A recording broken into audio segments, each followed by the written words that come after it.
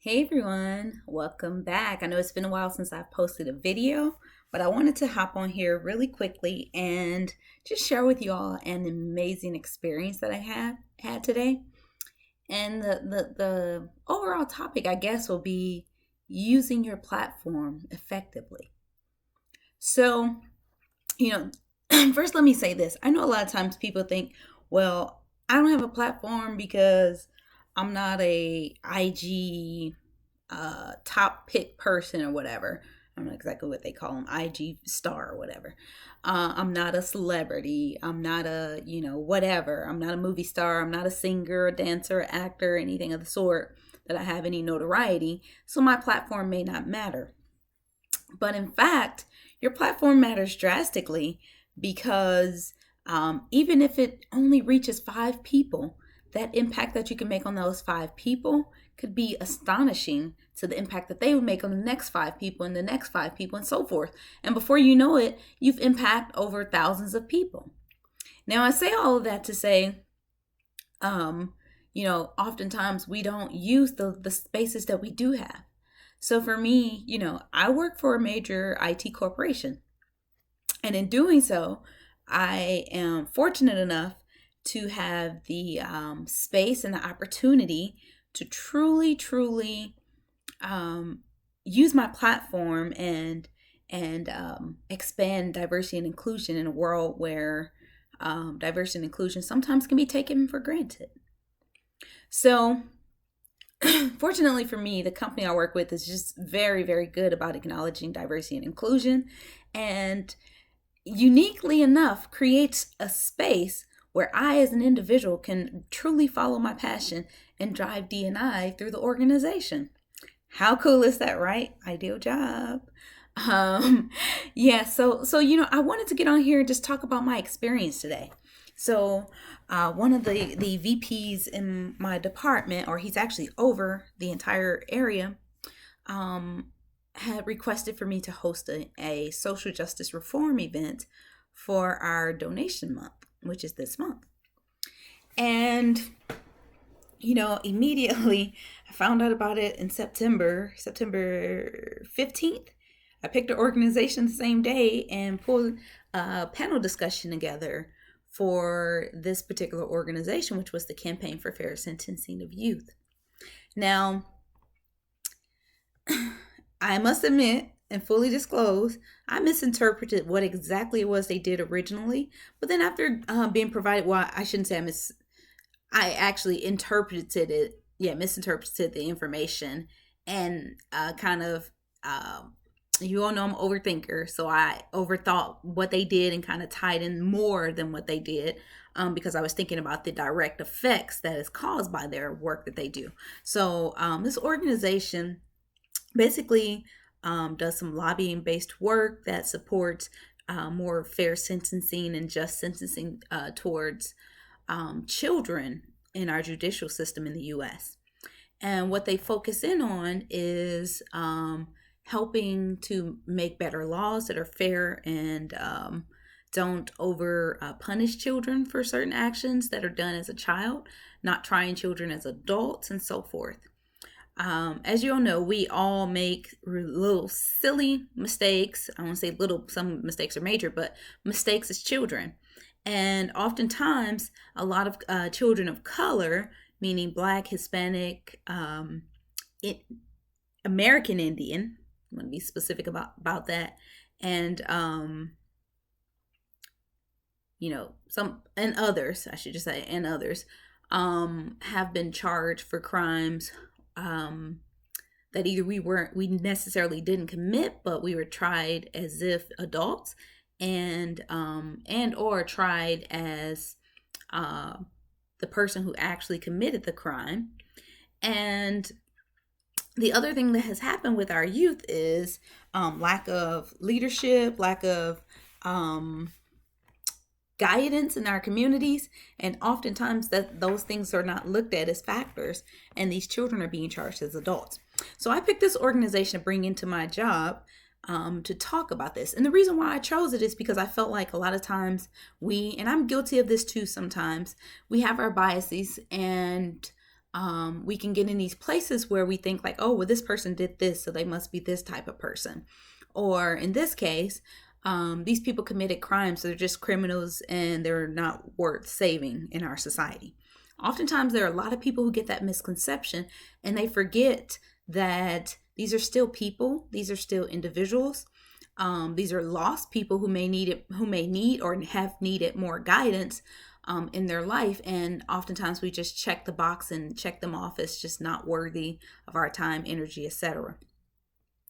So I decided to host this event because I just felt like we needed to create this space where these stories can be heard, that we can put humanity back into the lives of these men who are in unfortunate circumstances as children. Like one gentleman talked about how his childhood, he was beaten by his stepfather. His mother was beaten as well, and how he was, shot in the face as a kid, and how he ended up in his situation through a lot of things happening just because of the stigmas that we put in our communities of like, don't snitch, and, all these different things that affected this man's life and led him to spend a huge portion of his life in jail. I think like 20 something years. The same with another man who wasn't even directly involved in the incident and yet was sentenced to 21 years of his life. And another one who was tried as an adult who was a child in a situation that kind of just snowballed. And so I share this to say, I'm grateful for my opportunity to work where I work and do the job that I do. And I just couldn't, like, I don't think I'll ever be a person who can just go to work, come home, go to work, come home, and not be actively engaged and involved in being able to use my platform to, things look horrible from that angle, but use my platform to be able to help those who may not have a huge platform. Yes, you see a lot of social justice reforms. Yes, you see a lot of cases where people are helping people who have spent time in jail, but usually it's celebrity-based things like the Exonerated Five in New York, or Brian, I can't remember his last name, who was the football player wrongly accused, and so forth. Like, you hear about those stories, and I will say I've got to hear both of those parties talk, and their stories are amazing, and their ability to get through so much was amazing. I don't discredit anything that they say, but there are so many people who you don't know about and whose stories you don't hear on national TV or on television shows or movies and so forth, that don't get the platform to talk about what's going on, so that we can see that there's a bigger picture and it's affecting a lot of people. So I was just grateful to be able to share my platform and give them the space where they can come in and tell their stories. And in doing so, I also ran a fundraiser at the same time where I was able to collect funds for the organization.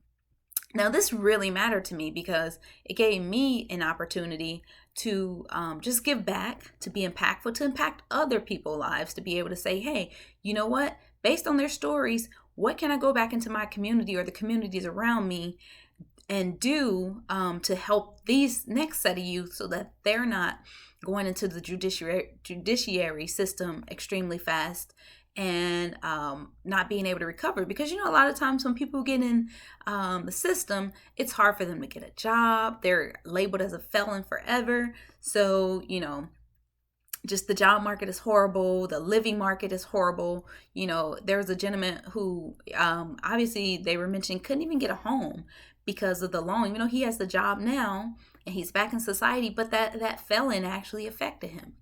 So I say all that to say, everyone has a story and everyone has a journey.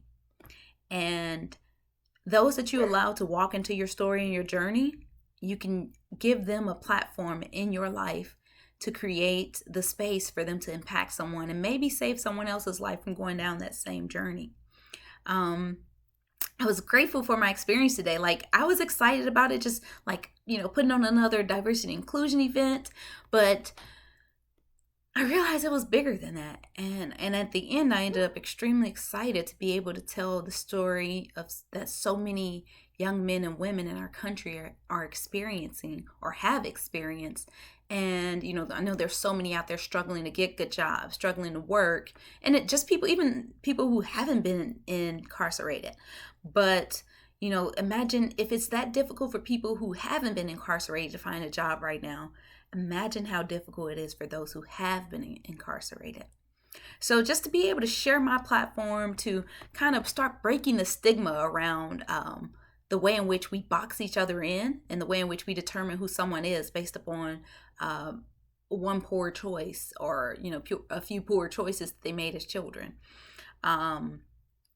And also some as adults, because some of these things happen that carry over into adulthood. And you see people who are continuously getting in and out of the system or out of jail continuously all of their life. You check their record and they've been in jail since they've been 10 years of age or something like that. Then to me, common sense would say to stop and think, what is the catalyst here? And that's the conversation that we're not having as a country. What is the catalyst that is causing all of these problems? So me being the analytical person that I am and looking things through heavily, of course I said, the catalysts are the economical, social disparities, and that's easy to say, but then let's talk about the mental health disparities in the community that's causing these children to be lost in the streets and turn to the streets for love and care and things that they aren't getting at home. That's social emotional development that's missing in their parents and missing in them. Let's talk about substance abuse in the Black communities. Let's talk about substance abuse in the communities of color in general. Let's talk about, sexual abuse in these communities and how that also plays a huge role into these activities. Most of the females of color who tend to get involved in crimes and jail time and so forth have usually been exposed to some type of sexual abuse or physical abuse. So there are so many factors that are happening in our communities that are not being talked about. And imagine if we could address these factors, how many children and youth that we would be able to impact and help and save. And sometimes, getting into certain social environments that are not affected by this are actually the most impactful social environments to get into, because they usually have the resources to be able to step back and help the other communities. However, if they don't understand what the trauma is, what the story is, and what's happening and why their help is needed, if they can't relate or hear someone else's story and feel and find empathy for them, then it's hard to start the change.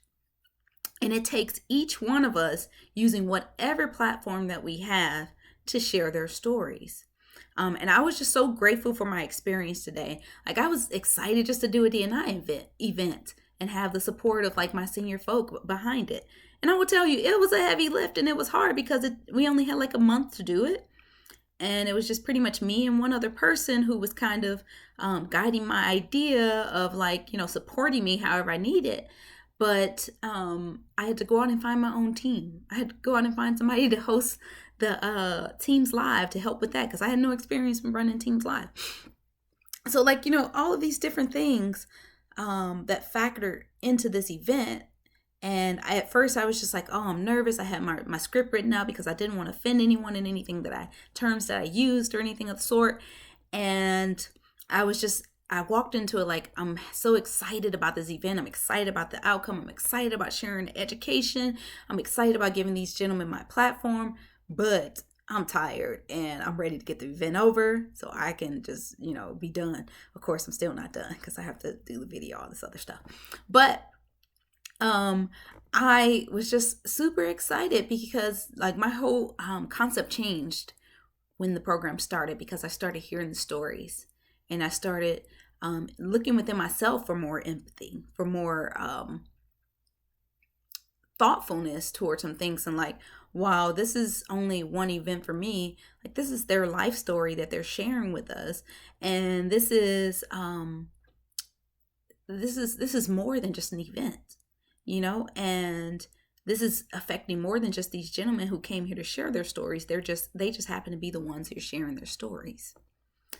And it made me value how powerful my platform truly is. It made me value the fact that this video, even though, no matter how many people show up for the event, which there was a nice amount of people there, But no matter how many people show up, there are still others who will be able to watch this later because we recorded it, and just all the lives that it could impact in a global company, in a global world, in a global experience was just amazing, beyond amazing. And to think just little old me got to use my platform to do so. So I say never take for granted or downplay your platform and who you are and what you can bring to a company, to an organization, to the world, because we all have a major part to play, and we all are on our own journeys and paths, and sometimes they cross. And when they cross, that's our opportunities to fully empower each other. And that's our opportunity to truly help impact the world and change the world to a better place that is fair to everyone. I finished this off with, see, I have my breast cancer awareness pin on, my unapologetically black shirt that looks backwards on this video, but yeah, Etsy. But I think I got this from Black Power Inn. I think it's the name of the store online. I'll have to look it up. But the pin I'm wearing is for breast cancer awareness. That's why my lips are pink too. My glasses always wear. But I have this on because I just wanted to make sure that I remind everyone to be sure to do your breast exams, men and women, or women and men, I should say. And cherish the life that you have. I do have a really good girlfriend who died from breast cancer. And this time of the year, I'm always thinking about her heavily because this is the time of year when she passed. This is also the time of the year where, it's a lot of Latin dancing. And my good girlfriend, Sinara, was actually someone that I did a lot of Latin dancing with. So, I always think about her, especially around this time. And of course, in January, when it's both of our birthday month. However, this pin, I wore it today on my suit in my video, and I'm so wearing it now because I think it's important, just as a constant reminder to tell you, please go and do self-exams every month. And not only self-exams, but also just if you have a partner and you're touching their breast all the time or their chest all the time, if you notice something different, point it out to them, so that they can go and get themselves checked as well. So let's take care of each other. Let's make sure we do our exams every month. Let's not fear what the doctor has to tell us so that we can prolong our lives. Let's not worry so much about insurance and all the other stuff, because your life is worth more than, debt. I mean, yes, you may have a life with some debt if you don't have any insurance, unfortunately, the country that we live in, but it's worth it. It is worth it. So please do your monthly exams, and please get your screenings done. And also, if you have a little extra, donate to organizations that are helping to eradicate breast cancer. Okay. So that's that on that. And I just wanted to and wish everyone a happy October, though the month is almost over. Happy Hispanic Heritage Month as well. Yeah, I think that's everything that I have for you all. Otherwise, take care, be impactful, do something positive in the world. Use your platforms, not just for yourself, but for the benefit of others. And keep positive energy around you. Take care.